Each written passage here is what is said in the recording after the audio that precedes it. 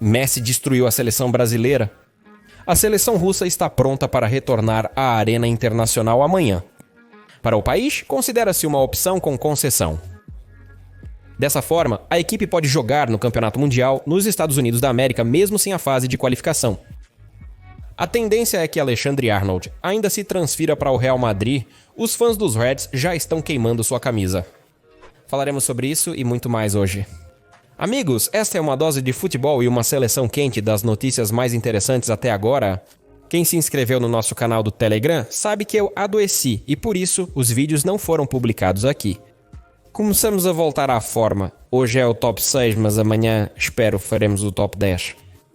E claro, o seu apoio na forma de curtidas será muito apreciado por nós.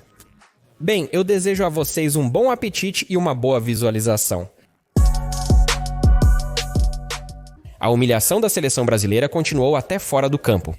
No estágio de qualificação para o Mundial, as duas equipes mais famosas da América do Sul, Argentina e Brasil, se enfrentaram. Essas partidas sempre causam grande emoção.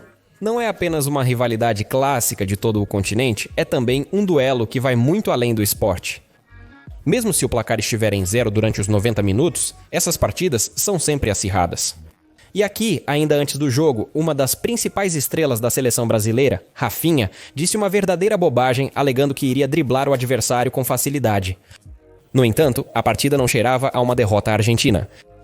O próprio Brasil não conseguiu criar nem uma única oportunidade para si mesmo. E o único gol deles veio após um erro de Cristian Romero, que entregou a bola a Matheus Cunha em uma bandeja. Mas esse gol não resolveu nada, pois 4 gols foram marcados contra eles. E podemos concluir sem exagero que foram os brasileiros que foram humilhados.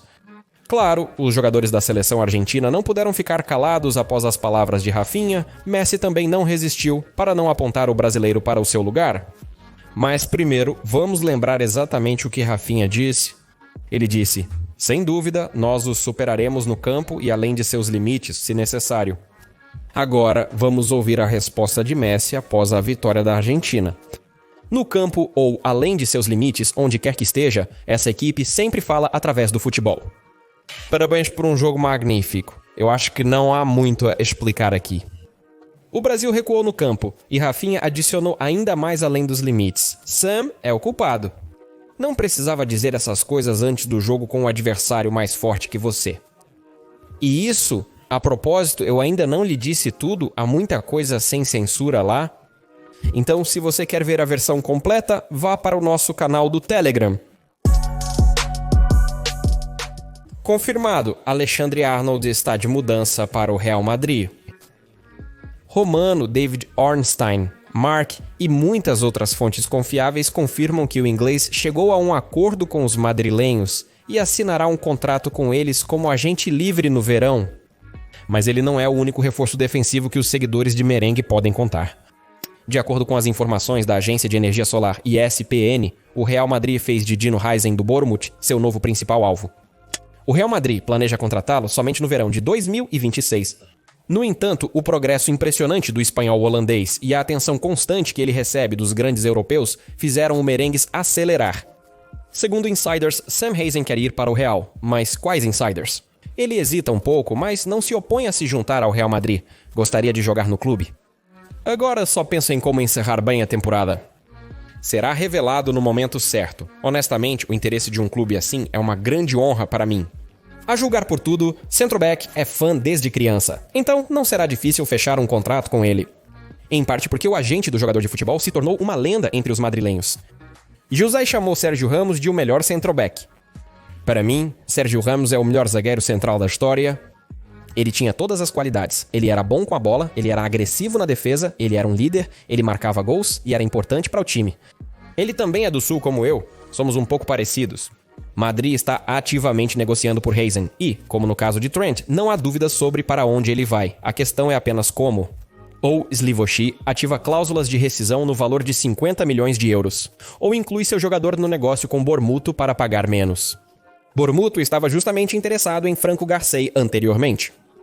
E Madrid certamente vai querer usar isso a seu favor. Os sauditas estão aumentando sua influência no futebol europeu.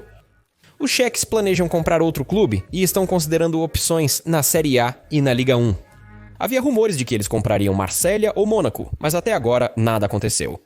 Mas ainda há chances. De repente, no campeonato francês ainda pode haver intriga. Por enquanto, domina. No outono, os qatarianos não se opuseram a vender a concessão, segundo a imprensa francesa, mas ainda estão interessados no futebol. Então, de acordo com os dados da autoridade Lake Equipe, a organização está negociando a compra do espanhol Málaga. O negócio está em estágio avançado e ambas as partes estão confiantes de que será concluído. Tudo é simplificado pelo fato de que o clube agora é propriedade de um operador de hotel e do cheque qatari Abdullah Al Thani. Mas no momento, o Málaga é gerido por um gerente nomeado pelo tribunal devido à difícil situação financeira. A organização do Qatar tirará o Málaga da crise e, em seguida, para um novo nível. O clube receberá um patrocínio de 100 milhões de euros do cheque. No momento, o time está na 15ª posição da segunda divisão. Mas não há dúvidas de que com os novos chefes o clube voltará ao topo e à Liga dos Campeões. Apenas 13 anos atrás, Málaga chegou às semifinais da Liga dos Campeões e 23 anos atrás até ganhou a Copa Intertoto. Em resumo, os qataris estão adquirindo um clube de grande história. Além do Málaga, a Qatar Sports Investments negocia com uma equipe belga. A organização declarou que está explorando uma série de oportunidades de investimento na Europa e na América, criando um modelo multiclube.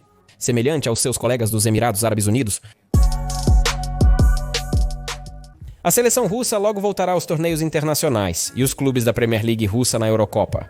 E isso não são mais suposições de funcionários russos. De acordo com a publicação, a União das Federações Europeias de Futebol recentemente só tem discutido o retorno da Rússia ao cenário internacional. Além disso, a fonte observa que alguns altos funcionários da organização teriam trazido a equipe de volta amanhã, enquanto alguns acreditam que a Rússia nunca deveria ter sido excluída. Como eu disse antes, Shiferin não tinha nenhum desejo de desqualificar a equipe. O dono da Copa do Mundo de 2018, um importante funcionário da Federação Internacional de Futebol Associação, anunciou que já estão sendo tomadas medidas para trazer a equipe de volta. A situação dificilmente mudará antes do fim do conflito na Ucrânia, mas os líderes da organização estão se preparando para a paz e desenvolvendo um roteiro para o retorno das equipes russas. Em resumo, a seleção russa está perto de encerrar sua sequência de 8 jogos sem vitórias. É provável que a seleção jogue na Copa do Mundo nos Estados Unidos da América, Canadá e México. Sim, a qualificação já começou e a Rússia não está participando. O fato é que, devido às peculiaridades da situação, a equipe pode receber um wildcard para a entrada direta. O presidente da Federação Russa de Futebol, Alexander Dyukov, anunciou isso. Wildcard, como é possível? Teoricamente, é difícil de implementar na prática. Se decidirmos trazer a equipe de volta, espero que possamos chegar a um acordo. Certamente, haverá muitos insatisfeitos se a Rússia for permitida na Copa do Mundo sem qualificação, pois muitos times lutam arduamente para conseguir uma vaga. Apesar disso, com a expansão da Copa do Mundo, ficou um pouco mais fácil se classificar, e a seleção provavelmente não perderia essa chance.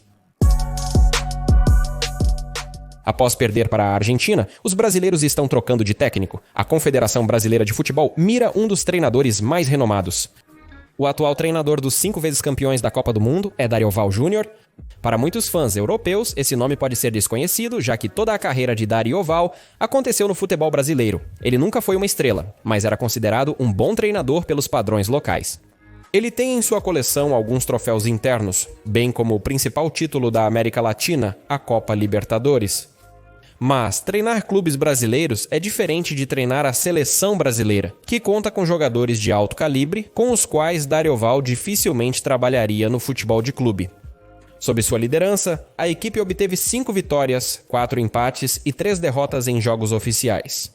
Após perder para a Argentina, a federação considera trocar o técnico novamente. Esses pensamentos já tinham ocorrido aos oficiais de futebol locais, mas agora é pra valer. 4-1 da Argentina é um motivo sério para demitir o treinador? De acordo com o portal Globo, a Federação Brasileira voltou a focar no convite a Carlo Ancelotti. Seus representantes já entraram em contato com o treinador italiano, retomando contatos anteriores. Segundo a fonte, Ancelotti disse anteriormente que não tomaria uma decisão até o final do Campeonato Mundial de Clubes. Para quem não sabe, ele terminará no meio do verão, após o qual todos os caminhos estarão abertos. Afinal, a liderança do clube não pretende reter o treinador Florentino Pérez. Gostaria de ver um rosto mais jovem no comando da equipe, com uma abordagem moderna para o futebol. Então, Ancelotti pode ganhar o principal troféu do futebol no final de sua carreira e se tornar um dos maiores treinadores da história, pelo menos em termos de quantidade e importância dos troféus ganhos. Papa Carlos sabe como jogar em competições de cubo, e no Brasil os jogadores mestres estão competindo. Então, por que não? Ilya Zabarny pode seguir os passos de Andrei Shevchenko e se transferir para o Milan. O atacante ucraniano, em seu auge, brilhou por um grande clube italiano, causando furor. No seu tempo, Shevchenko marcou quase 20 gols, ganhou muitos troféus importantes, conquistou a bola de ouro. Depois, se transferiu para o Chelsea e a carreira começou a declinar. Se a memória não falha, Shevchenko foi o primeiro e último ucraniano a jogar pelo Milan. A próxima janela de transferência, como você entende, pode mudar isso. A liderança da Rossoneri está de olho no defensor Bormut Ilya Zabarnov. Fábio Paratici recentemente retornou ao futebol italiano e está preparando algumas mudanças significativas na abordagem do Milan às transferências. De acordo com a fonte, ele quer apostar na assinatura de jovens talentos da Série A e de outras ligas de futebol. Ou seja, o número de transferências do tipo Ibrahimovic a Giroud e Morata deve ser minimizado. Então, dentro de sua nova iniciativa, Paratici gostaria de ver Zabarnogo em Milão, que se tornaria o primeiro ucraniano a fazer parte desta equipe desde os tempos de Andrei Shevchenko. Mas não custa querer. É difícil para mim imaginar que o Milan possa se permitir essa transferência. Bormut deixou claro que a única possibilidade de trazer Zabarnogo é ativando sua opção de compra, que é igual a 60 milhões. A última vez que o Milan gastou tanto dinheiro na transferência de um jogador foi praticamente nunca. A compra mais cara de Rossoneri continua sendo a transferência de Rafael Leao de Lille por 50 milhões de euros, que foi uma compra feita em tempos pré-Covid. Portanto, a orientação é duvidosa. Ao mesmo tempo, faz sentido para o próprio Zabarnon se transferir para o Milan? Rossoneri agora não supera Bormut. Financeiramente, estão perdendo, a menos que o nome seja grande, mas as ambições são maiores ainda. Mas Zabarnov tem uma lista tão grande de pretendentes que é improvável que ele pare sua escolha no Milan entre todas essas equipes saudáveis e fortes. Por hoje é só. Valeu por assistir e se inscrever no canal. Meu nome é Kirillcast e essa foi a sua dose diária de futebol. Paz para a sua casa e Johangan, amigos.